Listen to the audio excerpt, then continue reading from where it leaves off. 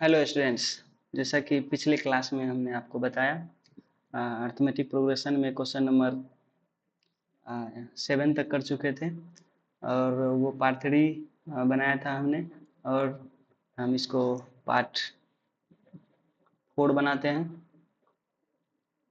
ये हमारा पार्ट 4 हुआ जिसमें हम क्वेश्चन नंबर 8 से स्टार्ट करेंगे। ठीक है, तो आइए स्टार्ट करते हैं क्वेश्चन नंबर 8 को। तो इसमें कहा गया आपसे कि एक एपी है जिसमें 50 टर्म्स हैं।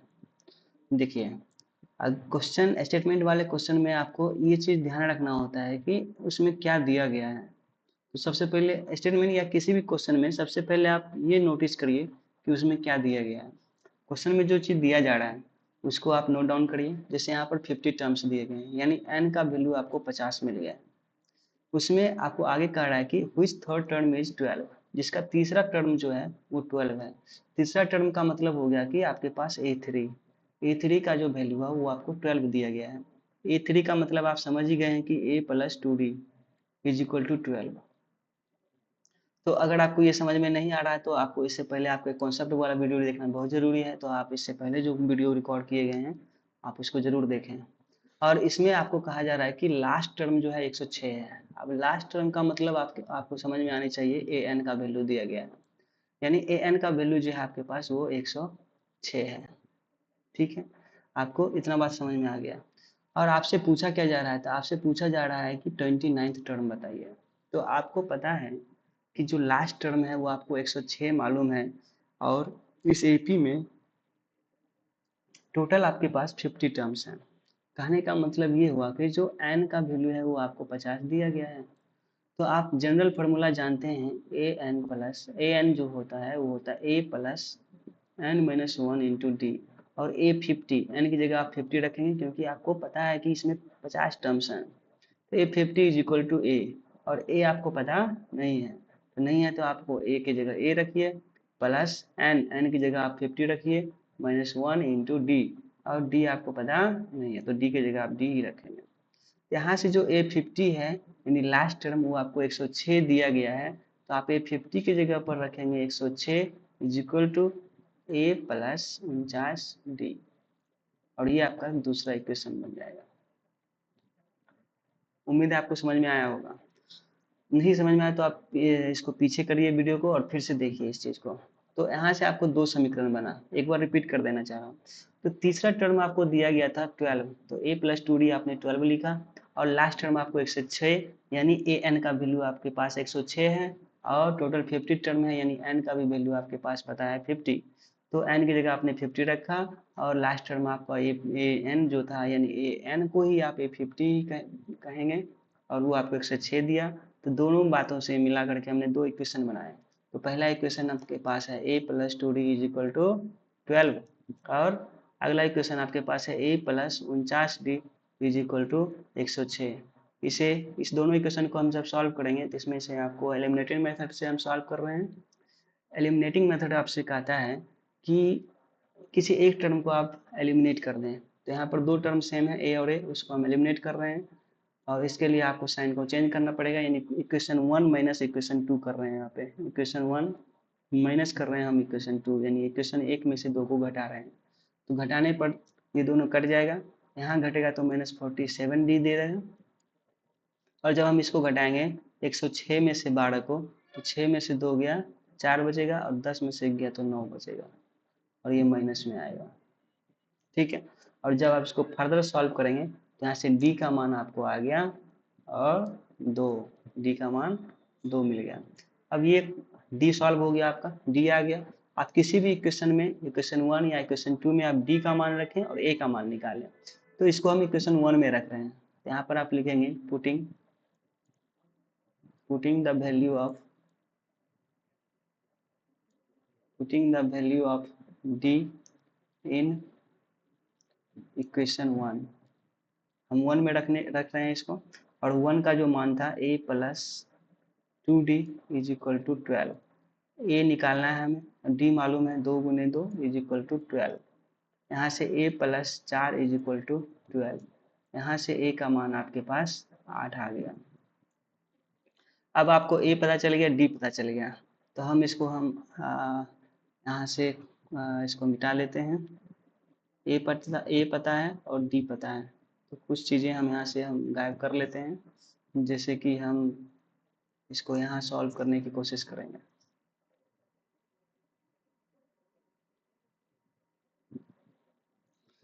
और हमसे पूछा गया 29th टर्म का मतलब हो गया कि आपके पास A29 को आप लिख सकते हैं A+28D।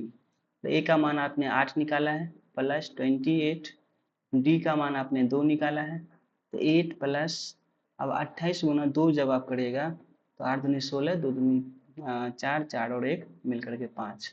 और जब आप इसको ऐड कर दीजिएगा तो यहाँ से आपका जो सॉल्यूशन होगा वो मिल जाएगा, 56 और 8 मिलकर के 64 देगा।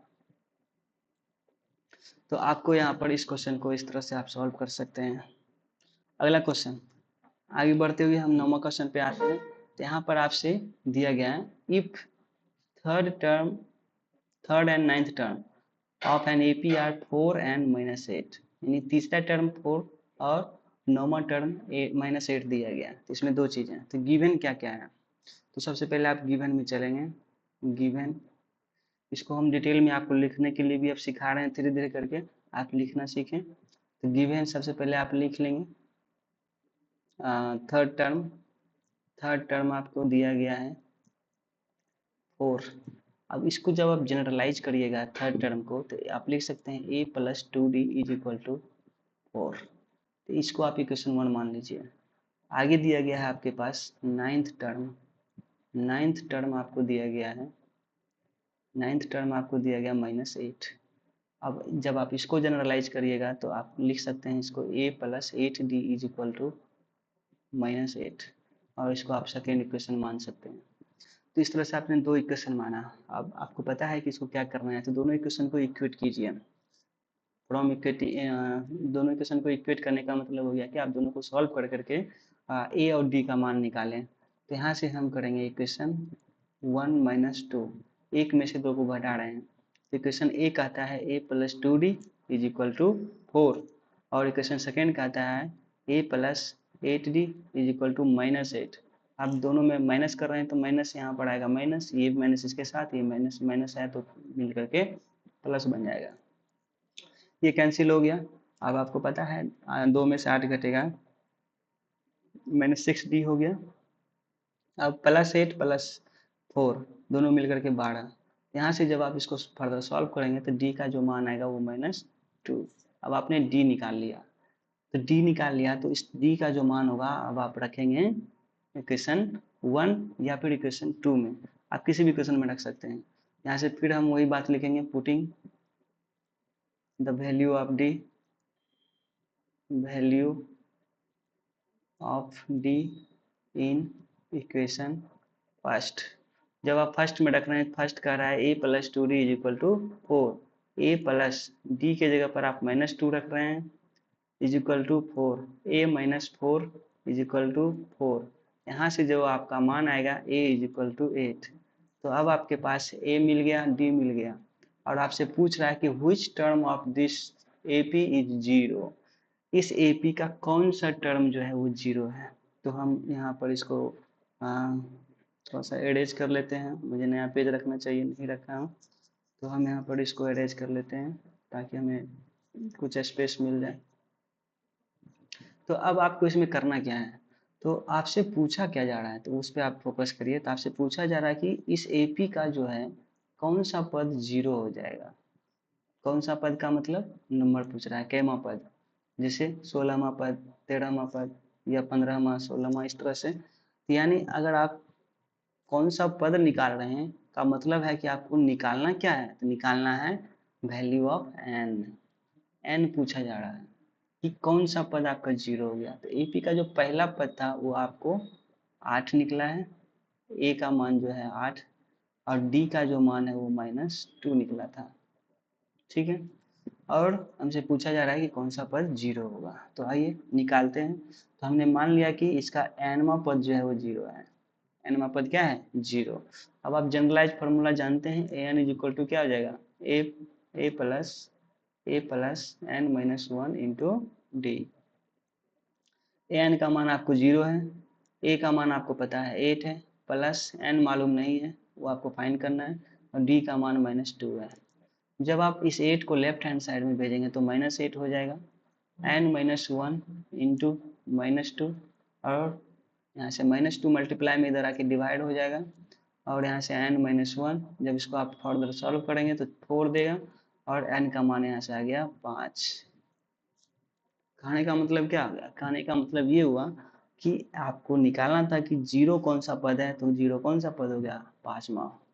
Fifth term is zero. Question number 10 देखते हैं, तो इसमें कह रहा है कि 17th term of an AP. अब इसको स्टेटमेंट को आप समझिए, 17th term of an AP exceeds मतलब होता है बढ़ जाना, इट्स 10th टर्म बाय 7। मतलब ये हुआ कि जो 17th टर्म है, देखिए लैंग्वेज को हम यहाँ पे थोड़ा सा तोड़ करके लिख रहे हैं। यहाँ पर हम लिख रहे हैं 17th टर्म जो है, और यहाँ पे दो टर्म की बात कर रहा है, 10th टर्म, दो टर्म की बात कर रहा है। तो इसमें कह रहा है कि जो 17th टर्म है ना, वो एक्सीड कर रहा है, यानी बढ़ रहा है। किससे बढ़ रहा है? 7th टर्म से। कितना बढ़ रहा है? तो 7 बढ़ रहा है। अगर आप दोनों टर्म को इक्वल करना चाहेंगे, दोनों टर्म को, तो आप किस में 7 जोड़ना चाहेंगे? तो यहाँ पर आप सोचिए कि बढ़ कौन रहा है? तो 17th टर्म बढ़ रहा है। तो किससे बढ़ रहा है? 10th टर्म से। तो ऑलरेडी बढ़ रहा है, तो अगर आप इसमें 7 जोड़ देंगे तो जो बढ़ रहा है उसी में आप उसको और बढ़ा रहे हैं, तो गलत हो गया। या तो आप इसमें माइनस करें, इसमें माइनस करें, या फिर आप इसमें प्लस करें। ठीक है, अब दो काम कर सकते हैं। तो आपको समझ में आ गया ना, कहाँ जोड़ना है कहाँ घटाना है। देखिए फिर से, यहाँ पे क्वेश्चन में कह रहा है कि जो 17th टर्म है वो 7 बढ़ रहा है, 7 बढ़ रहा है किससे? 10th टर्म से। 10th टर्म से, 10th टर्म से ही 7 ज़्यादा है, तो इसका मतलब है कि 7 इसमें आपको जोड़ना होगा, तो दोनों आपस में इक्वल हो गया। और 17th टर्म को जब आप जनरलाइज करिएगा तो आप लिख सकते हैं a plus 16d is equal to 7 plus, और 10th टर्म को जब आप जनरलाइज करिएगा तो क्या लिखिएगा? a plus 9d। अब आप यहाँ पे देख सकते हैं, जब इसको आप फर्दर सॉल्व करेंगे तो a से a कैंसिल हो जाएगा, बचा कौन? 16d इधर है, और जब आप 9d को उठा के इधर लाएंगे, 9d को इधर कौन बच रहा है? 7, और 16d में से 9d जब आप माइनस करिएगा तो 7d, 7d is equal to 7, 7 से 7 कैंसिल हो गया, तो d का मान कितना आ गया? 1। देखा आपने कितनी आसानी से इसको सॉल्व कर लिया। तो सबसे पहले चीजें ये है कि आपको ये चीज समझनी होगी कि स्टेटमेंट में कहा क्या रहा है। आगे बढ़ते हैं। अब यहाँ पर आपको कहा जा रहा है कि आप इस एपी में जो है, इस एपी में जो दिया गया है हमें, कह रहा है इसमें से कौन सा पद, व्हिच टर्म, व्हिच टर्म का मतलब हो गया कौन सा पद, कौन सा पद जो है इस एपी का वो 132 ज्यादा होगा, 132 ज्यादा होगा किससे? 54th टर्म से। मतलब देखिए, पहले तो हमें एपी दिया गया है और उस एपी का मान है 3, 15, 27, 39, इस तरह से। और हमसे कहा जा रहा है कि इस एपी में कौन सा पद जो है वो 54th पद से 132 ज्यादा है। मतलब n का जो an का जो मान है वो आपको 54 टर्म जो है उसका 132 ज्यादा टर्म निकालना है। ये बात आप समझ रहे हैं? तो यहाँ पर आपको समझने वाली बात ये है कि आपको सबसे पहले पता होना चाहिए कि इसका 54th टर्म क्या है। तो आइए निकालते हैं 54th टर्म। आपको कैसे निकालना है आपको अच्छे से पता है। तो जब आप निकालेगा A54, यानी इसको जब जनरलाइज करेगा तो आपको लिखना होगा a प्लस 53d। यहाँ से आप इसको सॉल्व कर सकते हैं। तो a का मान आपको पता है 3, यहाँ से a का मान आपको पता है 3, d का मान आप आराम से निकाल सकते हैं 15 माइनस 3 इज इक्वल टू 12,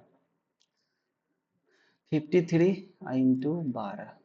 तो आपको सॉल्व करना है यहाँ पर। तो 3 प्लस, अब 12 का टेबल आपको पता है, 12 तिया 36, 12 तिया 36, 3 6 बाकी 3, 12 25 60, 60 3 63। और जब आप इसको जोड़ लीजिएगा तो आपका आएगा 639, यानी A54 टर्म आपको पता चल गया। अब हमसे पूछा क्या जा रहा है कि A54 से कितना ज़्यादा होना चाहिए? 132। तो अब आप जो है नेक्स्ट आपको क्या करना है, नेक्स्ट आपको क्या करना है, नाउ 54th टर्म प्लस 132, और 54th टर्म जो आपने निकाला वो है 1639, और इसमें आपने 132 ऐड किया। जब आप ऐड करेंगे तो 9 2 11, 3 3 6 6 1 7, और यहाँ से आपका 6 1 7 771। यानी कहने का मतलब ये हो गया कि यहाँ जो आपको फाइंड करना है वो क्या फाइंड करना है, तो वो फाइंड करना है कि 771 जो टर्म है वो हमारा इस एपी में कहाँ आएगा। ठीक है, फिर से मैं आपको रिपीट कर दे रहा हूँ इस बात को समझने में। देखिए, हमसे क्वेश्चन में कहा जा रहा है कि which term of this AP, इस एपी का कौन सा टर्म जो है 132 ज्यादा होगा कितने हमें टर्म से, तो 54वें टर्म से। तो आपने 54वां टर्म फाइंड कर लिया सबसे पहले, क्योंकि वो आपको पता होना चाहिए, उसमें 132 ऐड कर लिया क्योंकि उसे 132 ज्यादा बोल रहा था।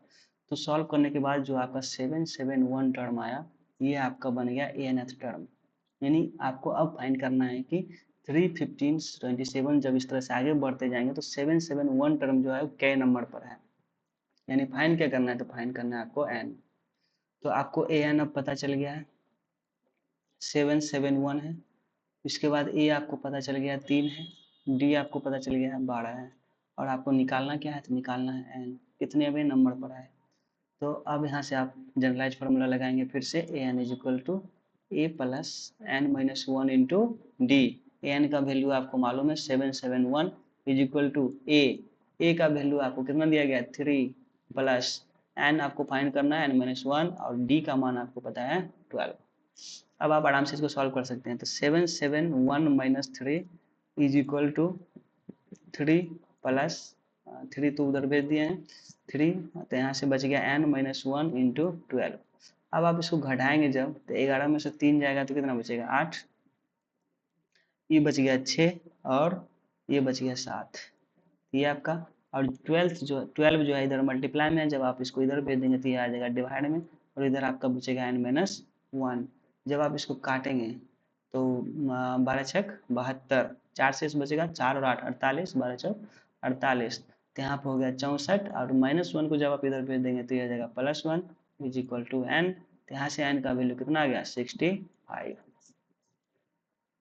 इसमें बस लॉजिक क्या था, लॉजिक बस आपको इतना समझना था कि क्या कहा जा रहा है। तो आपसे कहा जा रहा है कि 132 ज्यादा होना चाहिए किससे, 54वें टर्म से। तो आपको 54वां टर्म पता नहीं था, तो सबसे पहले आप वही निकालते 54वां टर्म। तो हमने वही निकाला है, A54 टर्म निकाला, उसमें 132 ज्यादा किया 771, यानी 771 जो है वो कैमा पद है, बस एन निकाल लेना है, हो गया। आगे बढ़ते हैं 12 नंबर क्वेश्चन। तो यहाँ पर आपसे कहा जा रहा है कि two APs have the same common difference. आप पॉइंट को नोट करते जाएंगे।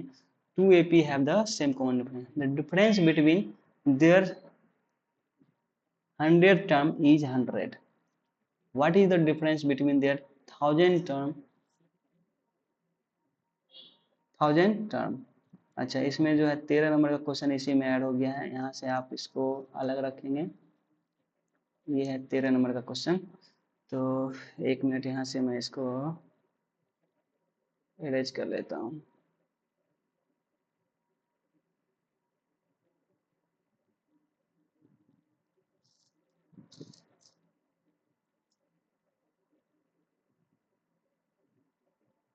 तो इसमें 13 नंबर का क्वेश्चन यहाँ पर ऐड हो गया है, तो आप इस पे इसको नोटिस नहीं करेंगे अभी पढ़ने के लिए।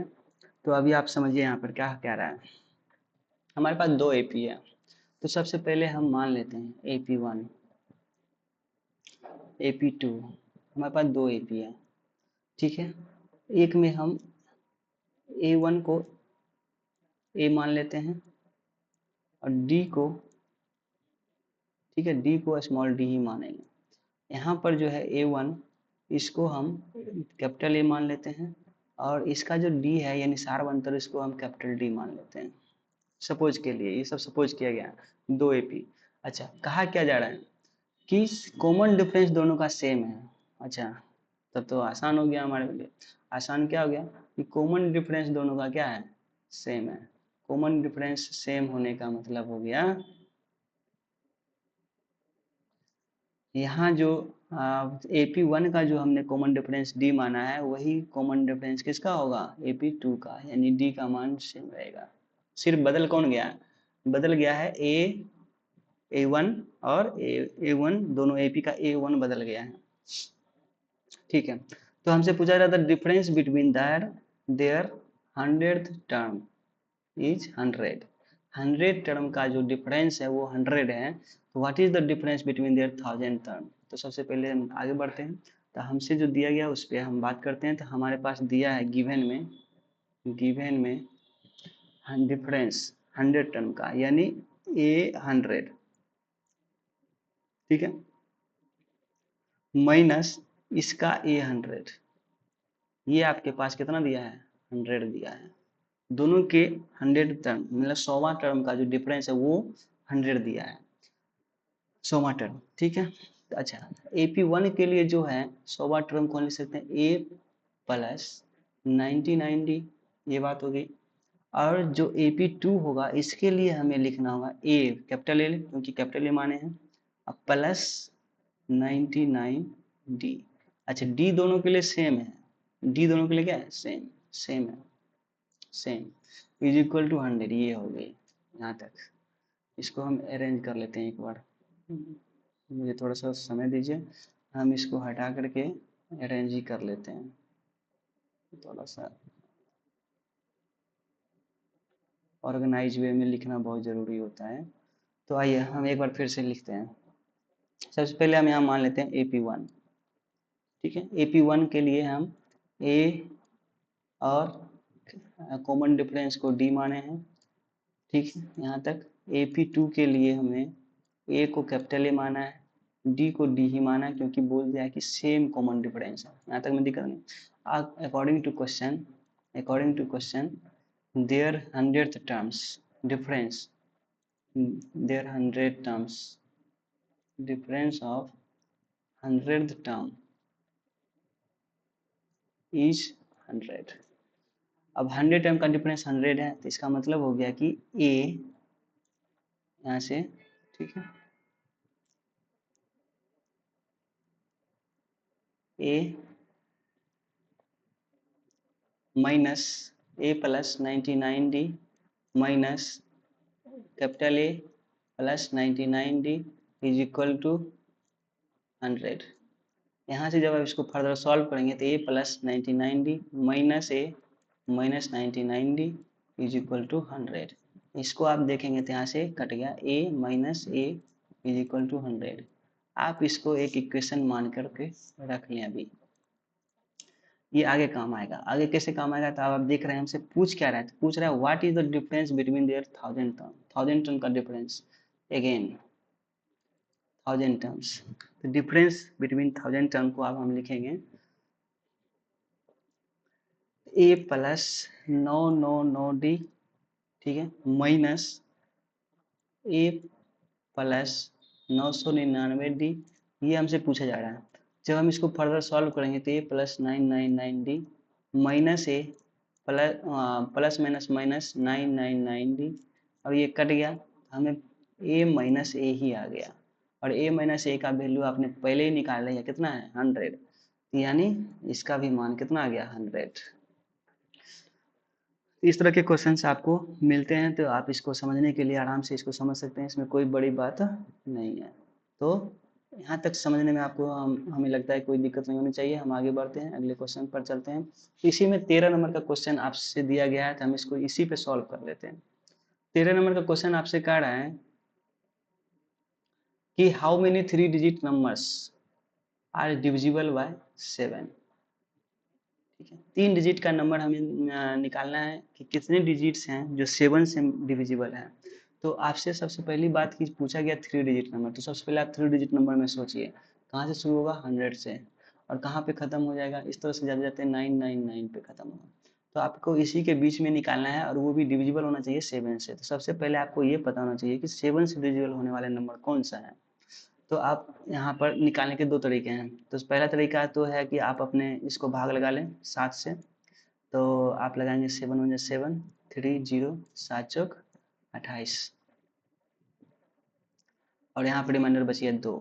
इस 2 रिमाइंडर बच गया, ये 2 नहीं बचना चाहिए, 2 नहीं बचना चाहिए। तो 2 नहीं बचना चाहिए तो आप 2 काम कर सकते हैं। तो 100 में से अगर आप 2 माइनस कर दें तब भी ये 7 से डिविजिबल है। अगर 100 में आप जो है 7 2 5, ठीक है, 5 आप यहाँ पे आप और ऐड कर दें, यानी कि 2 शेष बच रहे हैं। तो आप इस पे अगर 2 शेष बच रहा है और 7 इसमें ऐड कर दें, 5 5, तो आपका 105 आएगा। तो ये भी आपका जो है 100 से 7 से डिविजिबल होगा। ये कैसे आया, 5 कैसे ऐड किया?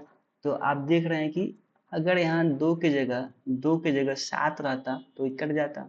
2 की जगह अगर 7 रहता तो ये कट जाता। तो 7 नहीं है, लेकिन कितना है, 2। तो कमी कितना है, 5। 5 इसमें और ऐड कर देना है, 105। ठीक है, तो आपका 3 डिजिट, अच्छा आप 98 क्यों नहीं ले सकते हैं, क्योंकि आपसे पहले ही कहा गया कि 3 डिजिट में लेना है। तो आपको स्टार्ट करना है कहाँ से, तो 105 से। आपको स्टार्ट कहाँ से करना है, 105 से। और इस तरह से जो है अगला नंबर आएगा आपका 105। आप जानते हैं कि 7 का डिविजिबल है, तो 7 ऐड करते जाएं। तो अगर 112 यहाँ ले आते हैं, 112, तो ये भी आपका जो है 3 से 7 से डिविजिबल होगा। इस तरह से आगे बढ़ते जाएगा, बढ़ते जाएगा, और कहाँ तक जाएगा, तो 999 से पहले रखना है, क्योंकि उसके बाद अगर जाते हैं तो फिर वो 3 डिजिट का नहीं रह जाएगा। तो आपको क्या करना है, तो फिर से आपको निकालना होगा 999। ये आप 7 से भाग लगाएं, 7 1 7, 2 9 7 चौक 28, 1 9, और यहाँ पे आप लगा दिए कितना, 7 दूनी 14, 5 शेष बच गया। तो अब आपको यहाँ पे क्या करना है, तो अगर आप इसमें 5 जो शेष बच रहा है, वो अगर आप यहाँ 999 से हटा दें तो 7 से भाग लग जाएगा। तो 999 में हम 5 हटा दे रहे हैं, तो 999 में जब आप 5 हटाइएगा तो आपका बचेगा 994। ये आपका आ गया कौन सा, एपी। वो एपी आया है जो 3 डिजिट का है और 7 से डिविजिबल है। 105, 112, 119, इस तरह से आगे बढ़ते जाएगा, तो लास्ट आपका है 994। अब आपसे पूछा जा रहा है कि ये कितने नंबर हैं, कितने हैं टोटल, कितने हैं। यानी आपका ये जो है यहाँ पर ए आपको मालूम है 105, डी मालूम है 7, ए एन मालूम चल गया 994। तो आपको फाइन करना है क्या, फाइन करना है एन क्या होगा। अब आप आराम से फाइन कर सकते हैं।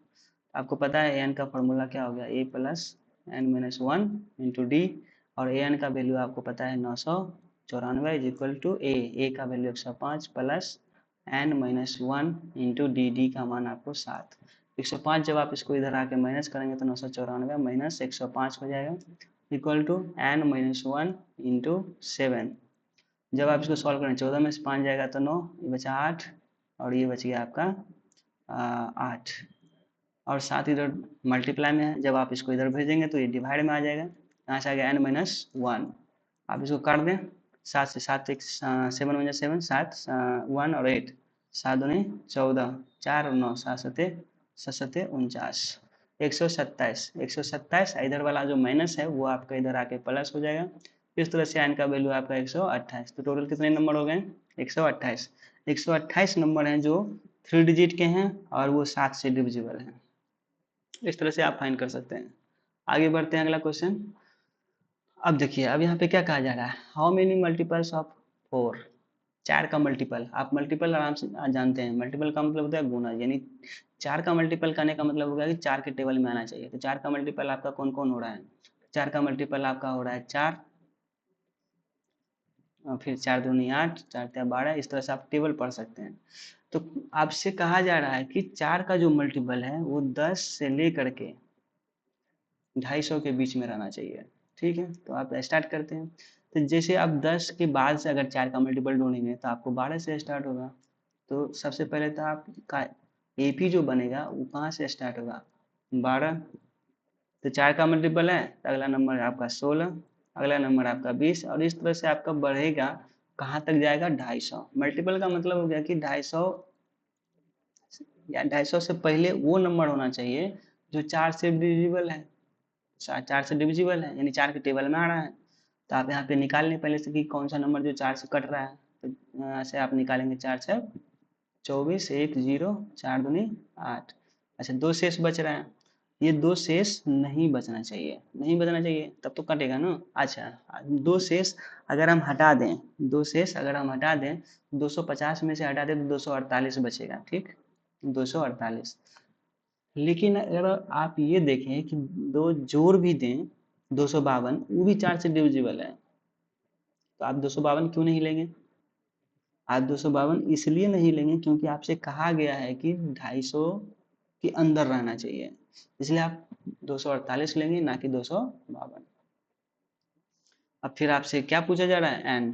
तो आपको ए मालूम है 12, डी मालूम है 4, ए एन मालूम चल गया 248, एन पता करना है। तो आपको फिर से फॉर्मूला मालूम है, A N is equal to A plus N minus one into D. A N का value 248 is equal to A का value 12 plus N minus one और डी का वैल्यू आपको 4। तो 248 minus 12 is equal to N minus one into 4। Solve करना आपको आराम से आ रहा है। 248 में से 12 गया, 8 में 2 गया 6, 36 बच गया, और 2 is equal to N minus one, और 4 को इधर भेज दीजिए डिवाइड में, 4 4 से इसको काट दीजिए, 4 पचे 20 और 4 नंबर 36। एन का वैल्यू आपको कितना गया? 59 प्लस 1 यानी 60। तो टोटल 60 नंबर हैं जो आपके 4 का मल्टीपल है, और वो भी 10 से लेकर के 250 के बीच में। तो इस तरह से आप क्वेश्चन को समझ रहे हैं, उम्मीद करता हूँ।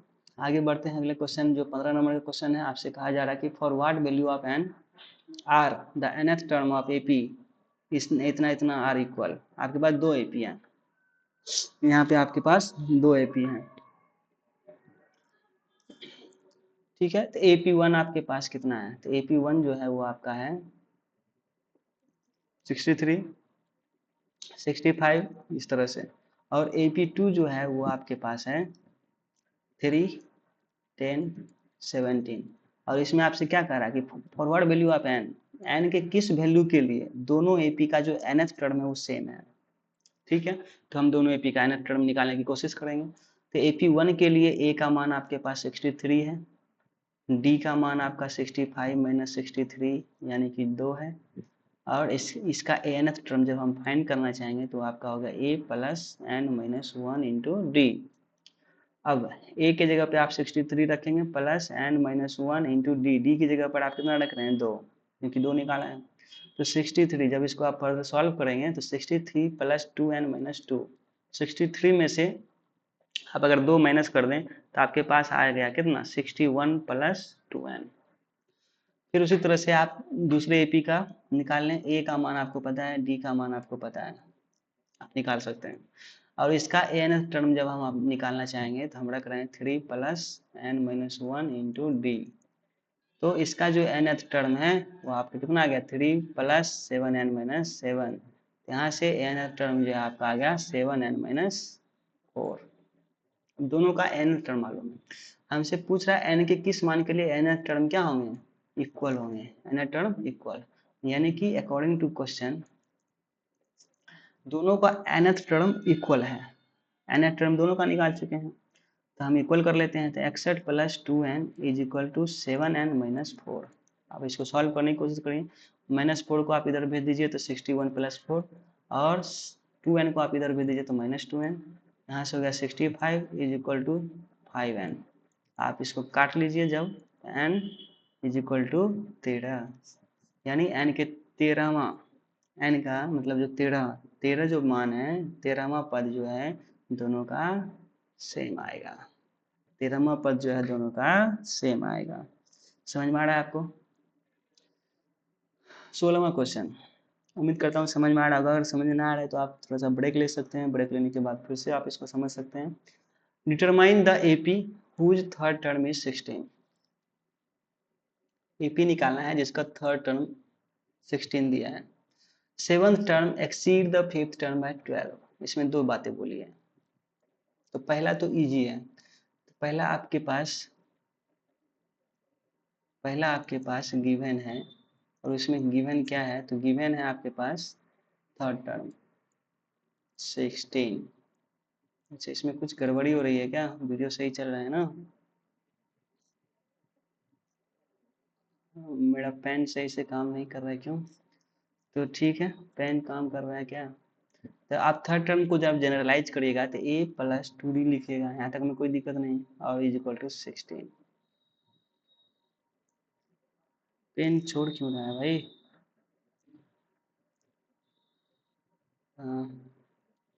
पहला बात तो ये हो गया। अब आगे जो स्टेटमेंट दिया है उसमें थोड़ा सा लॉजिक ये है कि आपसे कहा जा रहा है कि सेवंथ टर्म जो है वो एक्सीड कर रहा है फिफ्थ टर्म से। आप याद करिए जब इसके पिछले वाले क्वेश्चंस में, पिछले वाले क्वेश्चंस में जब हम क्वेश्चन सॉल्व कर रहे थे तो उसमें आपसे बताया गया था कि जब दो टर्म दिया जाए, उसके साथ संबंध दिया जाए, तो आप पहले आराम से उसको लिख लीजिए। तो इसके बाद जो है, इसके बाद आपको क्या करना है, तो आप लिखेंगे अगेन, और दो टर्म दिया है, तो एक तो सेवंथ टर्म दिया है और एक फिफ्थ टर्म, दोनों टर्म के बीच संबंध बता रहा है। तो क्या संबंध है वो उसको आप समझिए। कारण सेवंथ टर्म जो है वो एक्सीड कर रहा है, यानी बढ़ रहा है, सातवां टर्म बढ़ रहा है। किससे बढ़ रहा है भाई, तो फिफ्थ टर्म से। कितना बढ़ रहा है, 12। तो आप 12 किस में ऐड करना चाहेंगे, इसका जवाब आप समझ ही गए हैं, तो 12 आपको इसमें ऐड करना है। तो सेवंथ टर्म को आप लिख सकते हैं A plus 6d is equal to, fifth term को आप लिख सकते हैं ए प्लस 4d प्लस 12। तो यहाँ से जब आप ए से ए कट जाएगा, आपका आ गया 6d और minus 4d is equal to 12। यहाँ से 2d इज इक्वल टू 12, और यहाँ से d का जो मान आएगा वो आपका 6 आ गया। ठीक है, d का मान आ गया, d आपको पता चल गया। जब d आपको पता चल जाएगा तो a पता करना बहुत मुश्किल काम नहीं है। तो putting d is equal to 6 in equation first, तो आप रख दीजिए a प्लस 2 गुना डी की जगह आप 6 रख रहे हैं, equal to 16, a plus 12 is equal to 16, a is equal to 16 में से 12 माइनस होगा तो कितना बचेगा, 4। ये मालूम चल गया। हमसे क्या कर रहा है, डिटरमाइन द एपी फाइंड करो भाई, तो फाइंड कर लेंगे आराम से। एपी इज इक्वल टू, तो एपी बराबर, एपी निकालने के लिए हमें क्या होना चाहिए, पहला टर्म, दूसरा टर्म, तीसरा टर्म, चौथा टर्म, इस तरह से। तो एपी का पहला टर्म आपको पता है 4। अगला टर्म ए प्लस डी का मतलब ए का मान 4, डी का मान 6, 6 प्लस 4 10। इसका अगला टर्म यानी इसका डी कितना है, डी आपका कितना है, 6 है, डी है 6। आप ऐड करते जाइए, फिर कितना ऐड करेंगे, 6। तो 6 ऐड करिएगा तो 16, फिर 6 ऐड करिएगा तो 22, और इस तरह से आपका हमारा एपी मिल गया। ठीक है, क्वेश्चन समझ में आ रही होगी उम्मीद करता हूँ। आगे बढ़ते हैं। 17 क्वेश्चन, 17 नंबर का, find the 20 term from the last. Last से, अंतिम से पूछा जा रहा है। अब आप जब अंतिम से सॉल्व कर रहे हैं तो आपके पास सब कुछ पता है। तो अंतिम से सॉल्व करने के लिए आपको क्या करना है, तो सबसे पहले आप ए मालूम कर लीजिए अंतिम से 253। आपने ए मालूम कर लिया अंतिम से 253। अच्छा, डी मालूम कर लेंगे, डी तो आप यहाँ से भी मालूम कर लीजिए, कोई बात नहीं है। तो डी आपने 8 में से 3 घटाया तो 5 आ गया। ठीक है, अब हमसे अच्छा A20 पूछ रहा है, A20 कहाँ से, तो फ्रॉम लास्ट अंतिम से 20। तो इसमें आप क्या करेंगे कि जहां पर आप एन टर्म में a plus N minus 1 into D लिख रहे होते हैं, उस जगह आप क्या करेंगे, तो उस जगह आप ये करिए कि ए एन लास्ट वाले के लिए फ्रॉम लास्ट, जहां आप प्लस लिख रहे हैं वहां माइनस लिख लीजिए और आपका क्वेश्चन सॉल्व करिए। तो ए एन एथ लास्ट टर्म ने आपको मालूम है, ए एन एथ टर्म कितना है। अच्छा, ए एन एथ टर्म क्या पूछा जा रहा है, 20 टर्म, तो यानी A20 आप निकालिए। ए का मान 253 हो गया, माइनस एन, एन की जगह पर आप कितना रखेंगे, 20 रखेंगे क्योंकि 20 टर्म पूछ रहा है, और डी का मान आप रखेंगे 5। 253 माइनस 20 में से एक आप माइनस करेंगे तो 19, 19 गुना 5 करेंगे तो 95, और अगर इसको माइनस कर लीजिए, 13 में से 5 गया 8, ये बच गया कितना, 4, 4 में से 14 में से 9 गया 5, बच गया 158। तो यही आपका उत्तर हो गया। आगे बढ़ते हैं 18 नंबर क्वेश्चन में। 18 नंबर क्वेश्चन आपसे कह रहा है कि the sum of the fourth and eighth term of an AP is 24। देखिए क्वेश्चन में क्या कह रहा है, according to question, A4 plus A8, ये आपके पास 24 दिया है। यहाँ से जब आप A4 को लिखना चाहें तो क्या लिख सकते हैं, A plus 3D, A plus 7D is equal to 24। यहाँ से A प्लस A मिलके 2A, और 7 प्लस 3 मिल करके 10D is equal to 24। 2 common लेना चाहेंगे तो A plus 5D is equal to 12 हो जाएगा, अब ये कैसे आया, तो आप यहाँ से 2 कॉमन लेकर के इसको काट दिए हैं, ठीक है, 2 कॉमन लेकर के इसको क्या किए हैं, काट दिए हैं 2 से। a plus 5d is equal to कितना आ गया, 12। ठीक है, आगे बढ़ते हैं। आगे क्या कर रहा है, sum of the 6th and 10th term, यानी a6 प्लस a10 आपके पास 44 है, और a6 का मतलब क्या, a प्लस 5d, a10 का मतलब क्या, a plus 9d is equal to 44। अब यहाँ से जब आप इसको सॉल्व करेंगे तो 2a plus 14d is equal to 44। फिर अगर आप इसमें से 2 कॉमन ले लें, लेने का मन है अपने कैलकुलेशन को इजी करने के लिए, नहीं भी ले सकते कोई दिक्कत नहीं है। 7d इज इक्वल टू 44, यहाँ से आपका आ गया a plus 7d is equal to 22। ये आपका इक्वेशन 2 और फर्स्ट हो गया। मुझे उम्मीद है कि आप इसे आराम से सॉल्व कर सकते हैं। आप इसको सॉल्व कर सकते हैं, आपके पास 2 इक्वेशन है, इक्वेशन 1 माइनस आप 2 कर लीजिए, a plus 5d is equal to 12, a plus 7d is equal to 22, minus कीजिए दोनों को, a से a कैंसिल हो गया, minus 2d is equal to 22 में से 12 गया माइनस 10, यहाँ से d का मान आपका कितना आ गया 5। जब आपके पास d मालूम है तो आपको a मालूम करना ज़्यादा मुश्किल काम नहीं है, तो नहीं है तो आप a मालूम कर a मालूम कर लीजिए। a इक्वेशन 1 में हम रख रहे हैं, यहाँ पर इक्वेशन 1 में रख रहे हैं,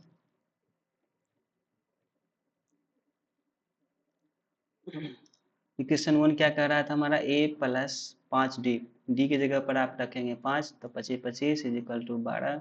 यहाँ से जब आप इसको सॉल्व करेंगे तो आपके पास क्या आ जाएगा, माइनस 13। दो चीज मालूम हो गया, क्या क्या मालूम हो गया, a मालूम हो गया माइनस 13, d मालूम हो गया 5। आपसे पूछा जा रहा है फाइंड द फर्स्ट 3 टर्म्स, पहला 3 टर्म्स बताइए, कितना आसान क्वेश्चन है, तो माइनस 13, ठीक है। इसके बाद आप 5 ऐड करते जाइए, 5 ऐड करेगा तो माइनस 8 आ जाएगा, फिर 5 ऐड करेगा तो माइनस 3 आ जाएगा। इस तरह से आपका पहला 3 टर्म्स मिल गया, तो इस तरह से आप क्वेश्चन को सॉल्व कर लिए हैं, बहुत बढ़िया। आगे बढ़ते हैं, 19 number question. Subbarao started working in 1995 at an annual salary of 5000, ठीक है। 1995 में जो है ये 5000 पर मंथ पे काम करना शुरू किया, and received an increment of 200 each year, हर साल इनको 200 रुपया बढ़ के मिल रहा है। करा in which year did he receive 7000, simple सी क्वेश्चन है।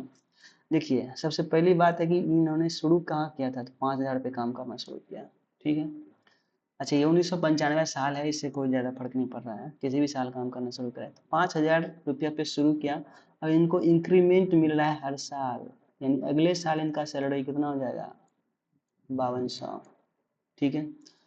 फिर इंक्रीमेंट मिल रहा है 200 का, अगले साल फिर इनका सैलरी बढ़ के हो जाएगा 5400।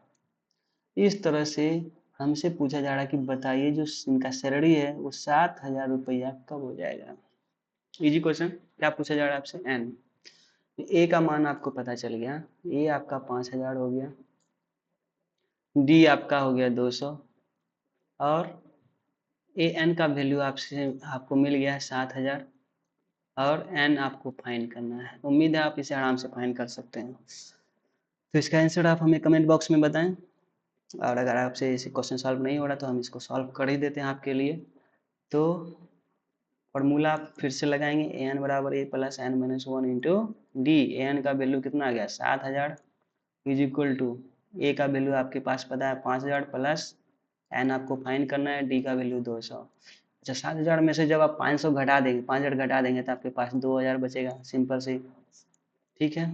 एन माइनस 1 इंटू 200, अच्छा 200 को आप जब इधर भेज देंगे तो आपके पास ये 2 जीरो से 2 जीरो कटा, 2 से कटा 10, यानी एन का मान आपके पास कितना आ गया 10। 10 का मतलब हो गया 10 साल, यानी 10 साल के बाद जो है सुब्बाराव की जो सैलरी है 5000 से बढ़कर कितना हो जाएगा 7000, ठीक है। आगे बढ़ते हैं, 20 नंबर क्वेश्चन। अब ये नंबर इसमें क्वेश्चन में क्या कर रहा है कि रामकली सेव्ड 5 रुपया इन द फर्स्ट वीक, ठीक है। सेविंग करना चाहिए, करिए आप लोग भी। रामकली 5 रुपया पहले वीक में बचा रही है of the year, and then increase her weekly saving by इतना। अच्छी बात है, मतलब वो 5 रुपया बचा तो रही है, लेकिन क्या कर रही है कि हर सप्ताह में, वीकली सेविंग में हर सप्ताह में जो है वो 1.75 रुपीज जो है वो इंक्रीज कर रही है। यानी अगली बार जब वो बचाएगी तो कितनी बचाएगी, 6.75, इस तरह से। तो सबसे पहले तो वो स्टार्ट कहाँ से की है, 5 रुपया से, ठीक है। स्टार्ट कर लिया है 5 रुपया से, तो 5 रुपया से स्टार्ट करने के बाद जो है वो अपनी सैलरी बढ़ाते बढ़ाते कहाँ जा रही है, 20.75 पर। कह रहा है कि बढ़ाते बढ़ाते जो है वो 20.75 पे पहुंच रही है। पूछा जा रहा है कि ये कब पहुंचेगा, कितने सप्ताह में पहुंचेगा। तो फिर से सिमिलर पिछले क्वेश्चन जैसा ये क्वेश्चन है। ए का मान आपको मालूम है 5 रुपया से स्टार्ट हुआ है, डी का मान मालूम है आपको 1.75 है, और ए एन का मान आपको पता चल गया है 20.75 है। आपसे पूछा जा रहा है एन, एन क्या होगा। क्वेश्चन को जनरलाइज कीजिए, क्वेश्चन समझने की कोशिश कीजिए। रामकली सेव्ड 5 रुपया in the first week of a year, शुरू की, and increase her weekly saving by इतना, 1.75 से वो इंक्रीज कर रही है। If in the nth week, मतलब एनथ वीक मतलब हो गया एनवें नंबर पे जो है सप्ताह में, वो अपनी सेविंग्स को 20.75 कर लेती है, तो बताओ वो एन जो है वो क्या है, मतलब कै में सप्ताह में, दूसरा तीसरा पांचवा सप्ताह 12वां, कितना सप्ताह में जो है वो अपने सैलरी 20.75 कर लेगी। उम्मीद है आपको इस क्वेश्चन को सॉल्व करने के लिए मेरी मदद की जरूरत नहीं पड़ेगी, आप खुद इसे सॉल्व करिए, और मैं चाहता हूँ कि इसका आंसर आप कमेंट बॉक्स में जरूर बताएं। तो इस तरह से आप देख सकते हैं कि हमारा जो एक्सरसाइज है ख़त्म हो गया है। एक बार फिर से आप सब लोगों को अर्थमेटिक प्रोग्रेशन का यहाँ पर हमने सॉल्व किया है। क्वेश्चंस 5.2 का पूरा खत्म हो चुका है। अब जो क्वेश्चंस आएंगे वो सम पढ़ाएंगे, यानी एसएन पढ़ाएंगे, ठीक है, एपी के जोड़ने पर। और इसमें जो आपको समझने की वाली बात ये होगी कि जैसे आपसे कहा जाए कि मान लीजिए कोई व्यक्ति जो है 100 रुपया जमा किया, और वो अगले सप्ताह 150 जमा किया, फिर अगले सप्ताह 200 जमा किया, इस तरह से जब वो बढ़ते जा रहा है, तो लास्ट में उसने कितना जमा किया, तो मान लीजिए 700 जमा किया, तो कहा जाएगा कि टोटल कितने जमा किए उसने, टोटल। आप जैसे आप इसको टोटल करना चाहेंगे तो आपको जोड़ने के लिए जो प्रोसेस होगा वो थोड़ा सा ऐसे जोड़िएगा तो लंबा हो जाएगा। जैसे आपसे कहा जाए कि 1 से लेकर के 100 तक के प्राकृत संख्या को जोड़ दीजिए, खैर आपके इसका फॉर्मूला पढ़े होंगे, लेकिन अगर आपको 1 से 100 तक जोड़ना है तो क्या आप 1 प्लस 2 प्लस 3 प्लस 4 प्लस इस तरह से करके जोड़ेंगे, नहीं। तो उसी के लिए हम अगले वीडियो में हम जब आपके बात करेंगे तो हम सम ऑफ एपी की बात करेंगे, एपी के पदों को किस तरह से हम जोड़ेंगे। तो तब तक के लिए नमस्कार, पढ़ते रहिए, मुस्कुराते रहिए, अपना ध्यान रखिए, और अगर कोई समस्या परेशानी तकलीफ हो क्वेश्चंस में तो आप हमें कमेंट बॉक्स में ज़रूर बता सकते हैं। धन्यवाद।